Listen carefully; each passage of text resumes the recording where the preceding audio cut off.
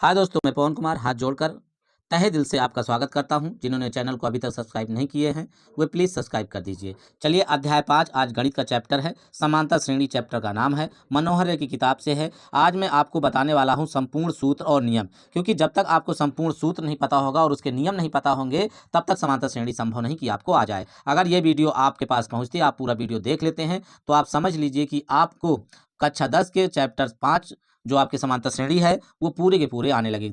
चलिए शुरू करते हैं। पहला है अनुक्रम, सीक्वेंस तथा श्रेणी, सीरीज। इस समांतर श्रेणी में अनुक्रम क्या है, सीक्वेंस क्या है और श्रेणी क्या है, सीरीज क्या है, तभी हम जान पाएंगे और फिर उसके बाद जानेंगे समांतर श्रेणी क्या है। तो अनुक्रम का मतलब यह है कि जो अनुक्रम आगे आने वाला क्रम से जो अंक होते हैं, अर्थात इसको हम लिख सकते हैं संख्याओं का एक समुच्चय, संख्याओं का एक समुच्चय, संख्याओं का एक समुच्चय जिसको किसी निश्चित क्रम में रखा गया हो, जिसको किसी निश्चित क्रम में रखा गया हो और जो किसी निश्चित नियमानुसार हो, और जो किसी निश्चित नियमानुसार हो, एक अनुक्रम कहलाता है। एक अनुक्रम कहलाता है। अब एग्जाम्पल के लिए अभी आपको बताएंगे इसमें। और समुच्चय के अवयव, और समुच्चय के अवयव अनुक्रम के पद कहलाते हैं। अनुक्रम के पद कहलाते हैं। अब एग्जाम्पल में आप जैसे समझ लीजिए। एग्जाम्पल आपका है 1 3 5 7 ये डैश डैश। अब यहाँ पे देखिए 1 के बाद 3 आया, 3 के बाद 5, 5 के बाद 7, तो ये एक अनुक्रम श्रेणी में है। किसमें? अनुक्रम में है। जैसे कि 1 के बाद 3 आया है, 2 बढ़ा, फिर 3 के बाद 2 बढ़ा 5 आया, 5 के बाद 2 बढ़ा 7 आया। तो इस प्रकार से ये आपका अनुक्रम है। और जैसे होगा 2 5 8 11 आदि, इस प्रकार से ये आपका क्या है, अनुक्रम में है। किसमें है? अनुक्रम में है। अब चलते हैं आगे श्रेणी में। श्रेणी क्या है? अनुक्रम के पदों को, अनुक्रम के पदों को जब कुछ विशेष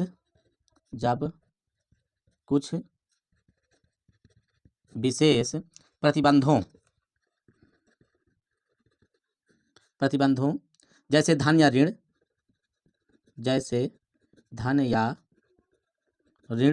चिन्हों के साथ लिखा जाता है। अनुक्रम के पदों को जब कुछ विशेष प्रतिबंधों जैसे धन या ऋण चिन्हों के साथ लिखा जाता है तो उसे श्रेणी कहते हैं। क्या कहते हैं?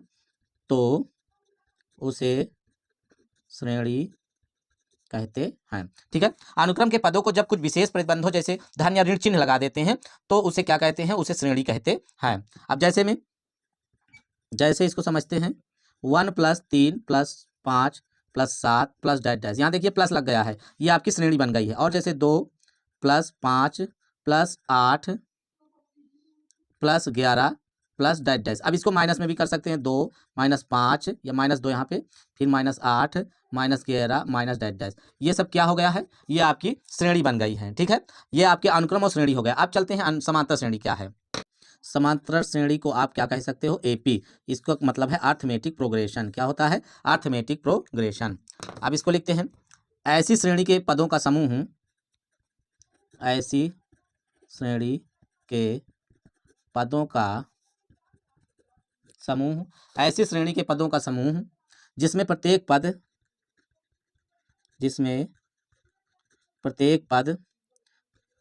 पूर्व पद में कोई नियत संख्या जोड़ने से या घटाने से प्राप्त होता है। किससे? जोड़ने से या घटाने से प्राप्त होता है। ठीक, समांतर श्रेणी कहलाती है। समांतर श्रेणी कहलाती है। ठीक है, ऐसी श्रेणी के पदों का समूह, श्रेणी जो आपकी है ये ऊपर, इसके श्रेणी के पदों का समूह जिसमें प्रत्येक पद पूर्व पद में कोई नियत संख्या जोड़ने से या घटाने से अगली संख्या प्राप्त होती है, ऐसी श्रेणी को हम समांतर श्रेणी कहते हैं। क्या कहते हैं? समांतर श्रेणी कहते हैं। इस नियत संख्या को, और जो जोड़ना घटाना एक नियत संख्या होती है, इस नियत संख्या को सार्वंतर कहते हैं, सार्वंतर कहते हैं। सार्वंतर को कैसे से डिनोट करते हैं? डी से, और समांतर श्रेणी को एपी से डिनोट कर सकते हैं। ठीक है, तो सार्वंतर को डी से। तो आपका क्या है, इस नियत संख्या को सार्वंतर कहते हैं, मतलब जो जोड़ा जाता है या जो घटाया जाता है उसे सार्वंतर कहते हैं। जैसे समांतर श्रेणी आपकी मान लेते हैं, समांतर श्रेणी का A1 आपका पहला पद है, फिर A2 दूसरा पद है, A3 तीसरा पद है, डैश डैश अगर है, जहां पहला पद A1, दूसरा पद A2, तीसरा पद A3।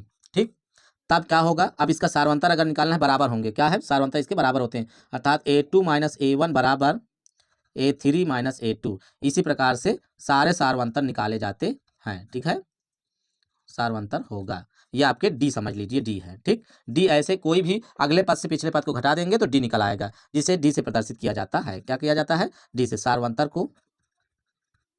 सार्वंतर को डी से प्रदर्शित किया जाता है। ठीक है, अब हम समांतर श्रेणी के एग्जाम्पल लेकर आपको समझा रहे हैं, जैसे कि एक 1 3 5 7 9 डैश डैश। अब इसका अगर D1 निकालना है, D1 आपका क्या हो जाएगा, 3 माइनस 1 बराबर 2, या D2 निकालना है तो 5 माइनस आपका 3 घट जाएगा यहाँ पे, तो ये भी 2 आ जाएगा। D3 निकालना है तो 9 माइनस 7 बराबर 2। अतः आप देख रहे हैं कि D1 बराबर D2 बराबर D3। ठीक है, डैश डैश, अर्थात कोई भी सार्वंतर D1 D2 D3 कुछ भी होगा तो वो सब इक्वल होंगे, बराबर होंगे। ठीक, आगे चलते हैं। अब समांतर श्रेणी का व्यापक पद, जब पूरा वीडियो आप देखेंगे तभी आपके समांतर श्रेणी बढ़िया समझ में आएगी। समांतर श्रेणी का व्यापक पद, माना कि समांतर श्रेणी का प्रथम पद, माना कि समांतर श्रेणी का पहला पद ए, पहला पद क्या मान लेते, ए, तथा सार्वंतर डी है, सार्वंतर डी है तो श्रेणी होगी। तो जो इसकी श्रेणी बनेगी देख लीजिए आप यहाँ पे, तो ए होगा आपका पहला पद, फिर इसमें डी जुड़ जाएगा, फिर a प्लस 2d हो जाएगा, फिर a प्लस 3d हो जाएगा, फिर कामा a प्लस 4d हो जाएगा, फिर डैश डैश। इस प्रकार से हम कितना भी पद ले सकते हैं। तो यहाँ से जब हम यनवा पद निकालेंगे, यनवा पद अभी आपको मैं बताऊंगा कि यनवा पद क्या है प्यारे दोस्तों, a plus n minus 1 into d, ये हमारा क्या बन गया, फार्मूला बन गया। कोई भी यनवा पद निकालना है तो यनवा पद बराबर a plus n minus 1 into D. अतः किसी श्रेणी की यनवे पद को, अतः किसी श्रेणी के यनवे पद को श्रेणी का व्यापक पद कहते हैं, श्रेणी का व्यापक पद कहते हैं। तो यही हमारा क्या हो गया, व्यापक पद हो गया। किसी भी श्रेणी का जो यनवा पद होता है वही उस श्रेणी का व्यापक पद कहलाता है, समांतर श्रेणी का व्यापक पद है। अब आपको मैं यहाँ समझा रहा हूँ यनवा का अर्थ क्या है। यनवा पद का अर्थ है, यनवा पद का अर्थ है कि किसी श्रेणी का, कि यहाँ पे की है कि किसी श्रेणी का, यनवा पद का अर्थ है कि किसी श्रेणी का, जैसे पांचवा पद ज्ञात करना, जैसे पांचवा पद ज्ञात करना, या छठवां पद ज्ञात करना, मतलब पांचवा पद, छठवां पद, सातवां पद, दूसरा पद, आपका तीसरा पद, इस प्रकार से जो पद की संख्या ज्ञात करना, पांचवा पद क्या होगा, छठवां पद क्या होगा, सातवां पद क्या होगा, ये जो आपका होता है वही पांचवा पद या छठवां पद, सातवां पद, यही यनवा पद कहलाता है। जैसे आप यहाँ समझिए, अब सूत्र होता है यहाँ यनवा पद बराबर a plus n minus 1 into d, ये आपका क्या है, फार्मूला है, इसको याद कर लेना है। अब यहाँ लिखेंगे पांचवा पद, पांचवा पद निकालना है तो a प्लस यहाँ 5 माइनस 1 इंटू डी, n की जगह क्या हो जाएगा, 5 हो जाएगा। तो पांचवा पद आपका जो आएगा a प्लस 5 में से 1 गए 4, 4d। इस प्रकार से एक कम होगा सदैव, ठीक है, n से d का गुणांक एक सदैव कम होता है, इस बात को याद रखना है। इसी प्रकार से और आगे किसी का भी निकालोगे, जैसे सातवां पद निकाल लिए आप, तो सातवां पद का a plus 7 minus 1 into D, तो सातवां पद आपका हो जाएगा a प्लस 6d, क्या हो जाएगा, 6d हो जाएगा। ये आप समझ रहे हो ना यनवा पद का अर्थ। तो आशा करता हूं दोस्तों यनवा पद का अर्थ क्या होता है ये आप समझ गए होंगे। ठीक है, इससे आपको सवाल में लगाने में आसानी होगी। आगे चलते हैं। अगर मान लिया जाए यह अंतिम पद यल हो, मान लो अंतिम पद, किसी श्रेणी का अंतिम पद क्या हो, यल हो, यल हो, तो यल बराबर जो होगा वो a plus n minus one into d, वो यनवा की जगह क्या हो जाएगा, यल हो जाएगा, क्या हो जाएगा, यल हो जाएगा। अब आप यहाँ समझ लीजिए किसी समांतर श्रेणी के प्रारंभ से, किसी समांतर श्रेणी के प्रारंभ से आरवां पद